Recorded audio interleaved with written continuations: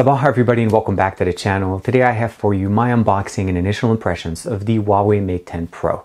This is specifically the US variant that's currently in pre-order status on Amazon. It's going to be released on the 18th of February, and if you pre-order it, you're able to get a $150 Amazon gift card for free. So it's a nice little bonus if you could decide to pick that up. I'm going to unbox it, set it up for you guys, compare it to Mate 8, Mate 9, as well as the cousin that shares a lot of the internal hardware, the Honor View 10. This is TK. Let's check it out.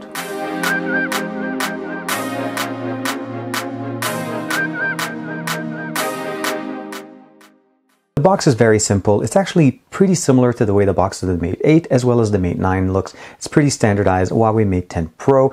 The US will not be receiving the Mate 10. It only will receive the Mate 10 Pro. So if you're trying to pick up a device, just be aware that the Mate 10 Pro is the only one coming in. And as far as I remember correctly, the Porsche design may be coming as well. And here we have it, the Mate 10 Pro.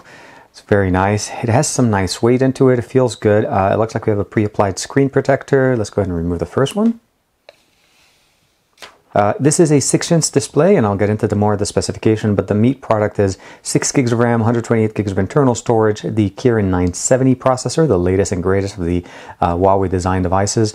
We have a SIM card here, no SD card support.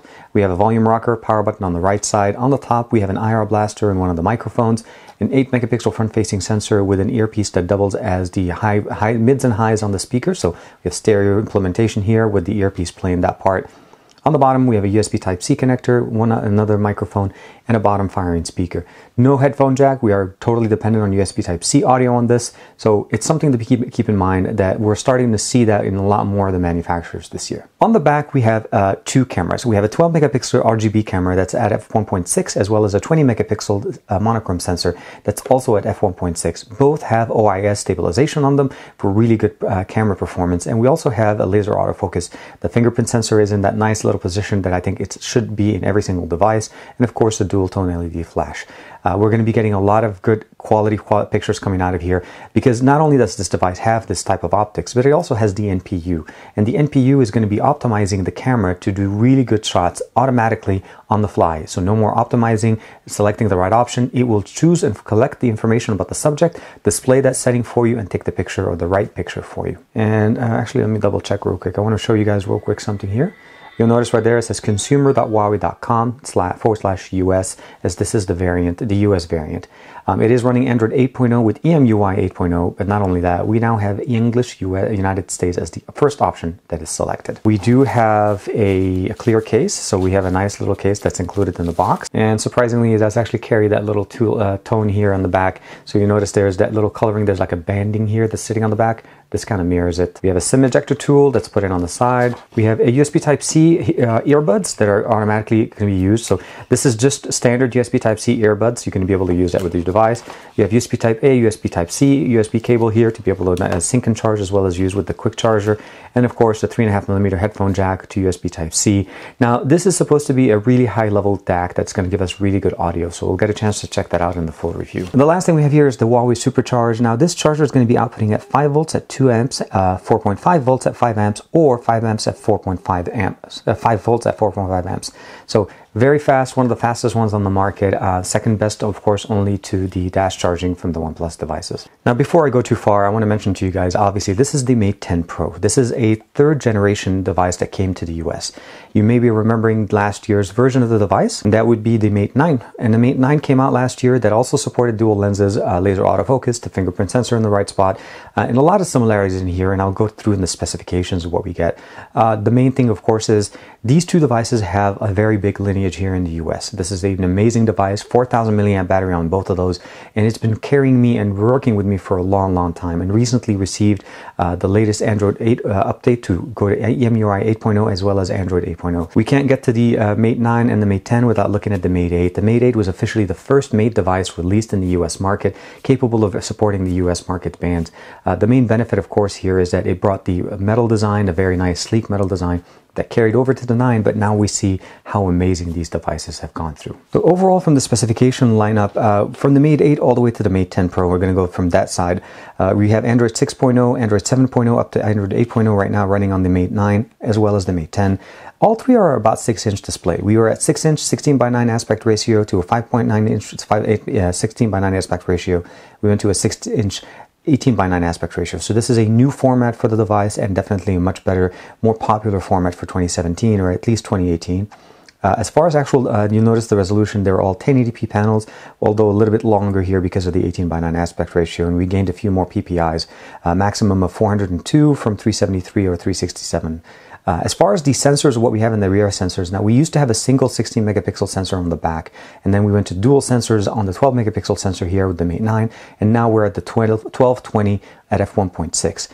Dual tone LED flash was present on all of them, all carried 8 megapixel front facing sensors, but we did see the upgrade in the specification on the silicon, and now we have the Kirin 950 to 960 to 970. We can see that the generations of the GPU have gone from the T880 to the G71 to the G72. We have 6 gigs of RAM now on the 10 Pro, as well as the fact that there's a variant with 4 gigabytes of RAM for all the other ones.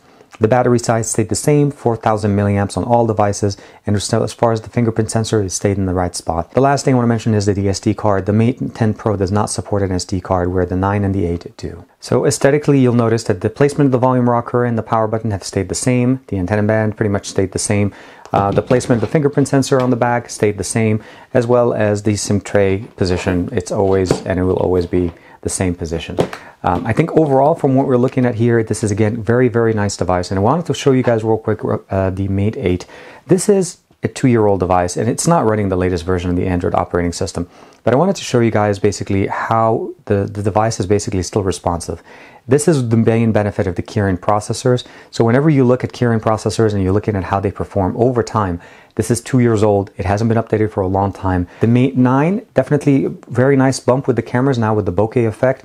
We have the built-in Alexa. This is one of the very few devices that does have the assistant, the Amazon Assistant built in, and it works really nice. It has a lot of functionality. The bokeh effect with the dual sensors in the back were really done well. Leica did a very good job of branding this and getting this correctly done. And I like the fact that it's slightly smaller than the Mate 8, but as far as the actual device, it's closer to the Mate 10 because of the aesthetics. We have an IR blaster that we now have from here. We have stereo speakers on this that we also have on the Mate 10 Pro. Now going through the setup, I'm going to go real quick and skip through. As I mentioned to you guys, this only supports a SIM card, no SD card. And here we are, the home screen, an 18:9, a perfect 1080p display. Very nice, very clear. It looks like there's a pre-applied dark theme on it. Let's go ahead and, well, let's go back home. Let's go down. Yes, update Google Play Services. Let's bring down the notification shade. EMUI 8.0, of course, with the black and blue coloring. Let's go in here. And of course, we have the white coloring here. And I think there is an option in here to turn on the dark mode. And here we are. The BLA-A09 is the model number for the US. EMUI 8.0, Android 8.0. We have the 970 chipset, 60 gigs of RAM, 128 gigs of internal storage. 114 are available to us. And last but not least, we have the 2160 by 1080 for the screen resolution. That's the 18:9 6-inch display that we have here. And December 1st, 2017 is the security patch. Overall, very nice, I think, from the sense of just initial impressions. Now, as far as the actual applications, we do have, it looks like we have Amazon, we have Android Pay installed, Booking. I think that's about what I'm noticing. We have Facebook, of course. We have Instagram. We have Mirror Messenger for Facebook, the Google Suite of Application, Prime Video, themes for the Ableton themes. And here we have the Microsoft Translator that we heard about, as well as YouTube. So it looks like minimal amount of applications installed. The Google Play Service applications are all in here, as well as Amazon with Amazon Video, so if you like those. And of course, we have Booking as well as Facebook. So let me see here. Can I actually uninstall? No, it doesn't look like an actually system app cannot get uninstalled. So it looks like some of those blows cannot be uninstalled. So that's going to be a little bit of a bummer. But nothing that you can just put in a folder. And again, it's minimal as far as just to usage. Going through the settings, general settings, let me see here. We do have the panel on the left side. This is EMUI 8. Wireless device connectivity. We do need to set up some information here, and I'll go through that for when I'm done with this, as I'm going to be using also the their app transfer application, which is called Phone Clone, and it will transfer all my information from my old device to the new one to be able to use it. Again, mentioned to you guys storage, display. If I'm not mistaken, yep, the resolution is set to be 1080p by default. You can drop it to 720. We have the color mode is vivid by default, or you can go normal. And of course, screen resolution, screen text, vivid mode, full text. Eye comfort is turned on as well. You can turn on the schedule for eye comfort mode. And then color mode is, as I mentioned to you guys, looks pretty good. I like some of the options that we see here. We'll go into battery. You'll notice, as I mentioned to you guys, to save battery, there's the option of going in to be able to set that in there. But not only is that, you also have the ability of darkening the interface. So if you click this option, it's going to turn on the dark UI, and it's going to turn it on throughout the entire system. So you notice right now everything here is dark. It stays consistent with this, and it's used to save battery. Unfortunately, the setting is inside of the battery side, not inside of, obviously on the outside. So battery usage, of course, here we have ultra power mode, power saving mode, screen resolution, as I mentioned, and of course optimizing. And then battery percentage, right now it says do not show. I'm going to say next icon, so we'll get a chance to see how the battery life is. Other than that, I think it's pretty much standard stuff. I think, if I'm not mistaken, we do have the knock-on gesture, so we'll be able to do split screen using this. We'll be able to also support the split screen. So let's go ahead and open up a couple of applications. We'll go ahead and open up Google Play Store. I don't have an account set up with it, but I'll go ahead and minimize it, and I'll go ahead and open up an email. And let's see here, and then I can just basically drag this to the top, and of course go with the Play Store. So, and the beautiful thing about the split screen option here is they added the ability of swapping apps. So if you ever get that where you've snapped them to the wrong spot, you can actually just do that and then minimize and then go back home. The UI of the camera is very simple. You have the Pro mode option capabilities right there. You can swipe them back. On the left, you have a gazillion version of basically modes that you can install. Obviously, there's photo, there's monochrome to use just the 20 megapixel sensor, video, HDR, 3D panorama of course, as well as night shot, light painting, time lapse, slow-mo, filter, watermark, document scan, and you can download more and install them. So you notice there's the additional one, the good food, and I think that's pretty much it here. Settings as far as what we have the aperture here, which gives us the ability of taking that nice bokeh effect. We have go into portrait enabled, that gives us that nice image quality. Motion images here, this is just a slight moving image. You can generate GIFs from it. And of course we can go from standard, vivid, smooth color, reverse the camera. Hey, how you doing? And again, we have the same thing with the aperture here, is the moving picture enabled as well as the portrait mode. Go back here, we have video. This is just basically going to be your pictures, the modes on the left, and then settings is on the right. And you can set the resolutions. Maximum resolution is 12 megapixels. That's 3968 by 2976 at 4:3 aspect ratio. And then if we switch over to video, and let's go ahead and go back into it. Full resolution here is the Ultra HD 4K 16:9 stereo audio. So definitely very capable, very functional. And let's switch over to the front, and we'll do the same thing. Actually, I take that back. I do need to take that portrait mode off. And I learned that from other devices. Maximum is an 8 megapixel 3264 by 2448. And let's go video. Last but not least is, take that back. Same thing. We have beauty mode turned on, and it always does that. Full HD 1080p stereo, so definitely capable, very strong, and of course with the stabilizer option. The back sensors are OIS capable, so it's very nice. Let's do a quick front-facing and back-facing camera samples. Here we are, we're using the 8 megapixel front-facing sensor on the Huawei Mate 10 Pro.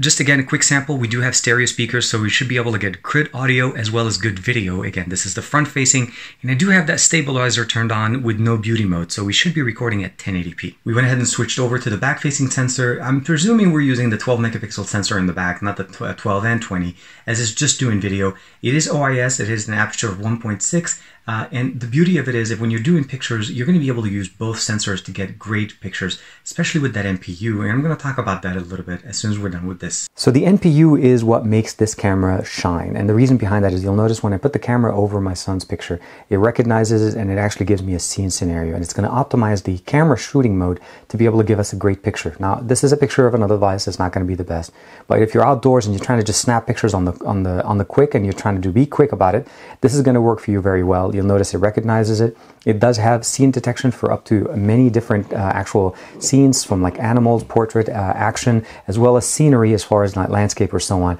And it works very, very nice. The reason why I'm sharing this with you guys is because this shares a lot of hardware, internal hardware, with the Honor View 10. The Honor View 10 shares the 970 CPU, shares also the NPU, which gives us the ability of using these great cameras to give us great pictures.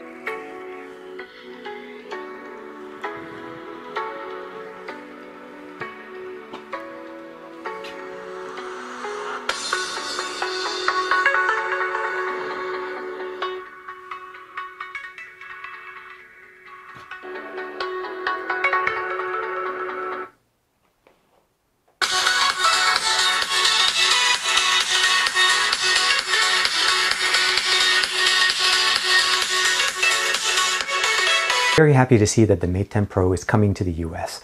Now, if you haven't put in pre-order and you're definitely thinking about this device, putting in the pre-order just locks in that $150 gift card that you want, and you definitely have the opportunity to get that discount off. This is very nice, solid hardware, solid performer. The Kirin processor, as I showed you guys with the Mate 8, has been holding up pretty good from the 950 series for about a couple of years now. So just keep in mind that this device has really done a really good job of optimizing background processes, giving you a great battery, an OLED 1080p display, 18:9 aspect ratio, 6 gigs of RAM, 128 gigs of internal storage, and of course, you're getting the Kirin 970 processor with the NPU. So great picture, great connectivity in the US, as it's basically this is the US variant of it. Quick charging, all bunch of stuff. No headphone jack, but again, at the end of the day, they're promising us a very good 3.5mm DAC in the actual jack that is included in the box. Hopefully this video was not too long for you guys. I'm very excited about this device. I wanted to share a lot of information with you guys. And as you guys heard, the sound quality on this guy is just amazing. Like and subscribe as usual. Let me know what you guys think in the comments below, and I'll see you guys in the next video.